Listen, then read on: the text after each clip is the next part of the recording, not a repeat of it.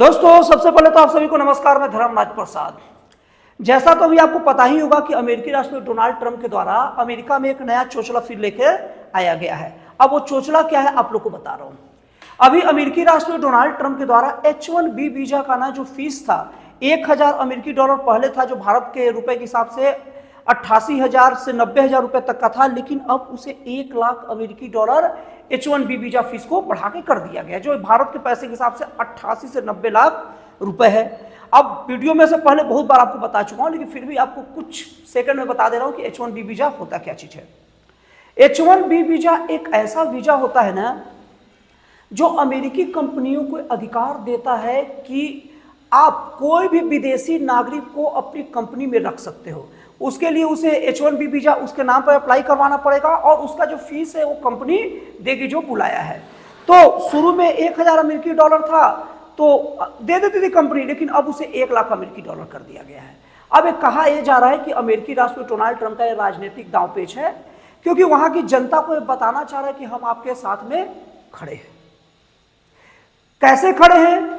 क्योंकि होगा क्या ना कि जब अमेरिकी राष्ट्रपति जब डोनाल्ड ट्रंप जब ये फैसला जब दिए ना, तो अब वहां के लोगों को इनडायरेक्टली ये मैसेज देंगे कि आप भैया अब निश्चिंत रहो, हम आपकी नौकरियों को बचा रहे हैं। क्यों? क्योंकि अमेरिकी जो कंपनियों को जब 1 लाख डॉलर जब दिए, तो उसके बाद क्या होगा कि अब वो अमेरिकी कंपनी क्या हो जाएगा ना कि वो मतलब 88 से 90 लाख रुपए भारत के पैसे के हिसाब से देने के बजाय अब वो क्या करेगी कि वो बाहरी लोग को बुलाएगी नहीं, विदेशी लोग को। अब वहां के लोकल लोग अमेरिकी लोग को ही काम पर रखेगी।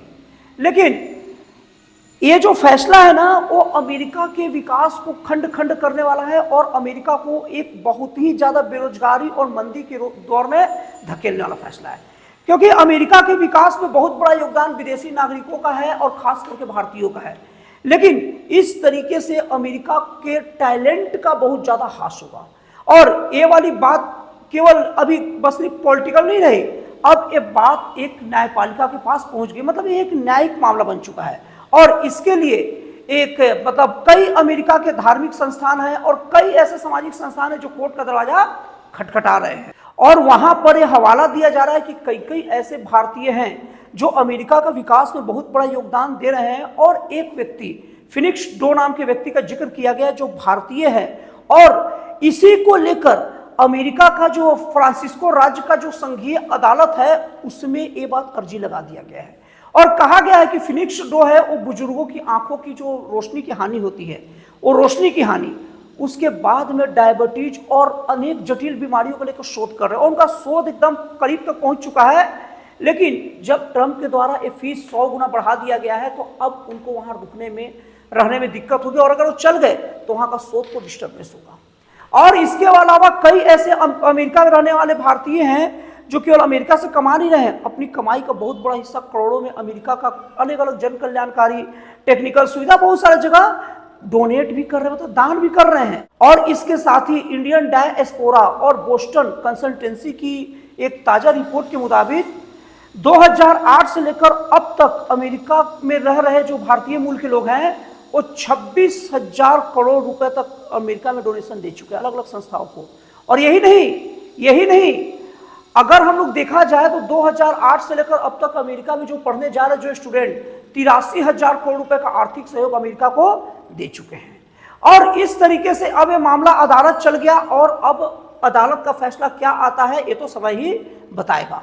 लेकिन बहुत सारी ऐसे फैसले को देखकर ये निष्कर्ष निकाला जा सकता है, एनालाइज किया जा सकता है कि इसका फैसला क्या आएगा। जैसे कि मैं आपको बता रहा हूं, आपको पता होगा कि डोनाल्ड ट्रंप अमेरिकी राष्ट्रपति चुनने के तुरंत बाद के शुरुआती फैसले में एक फैसला लिए थे बर्थ राइट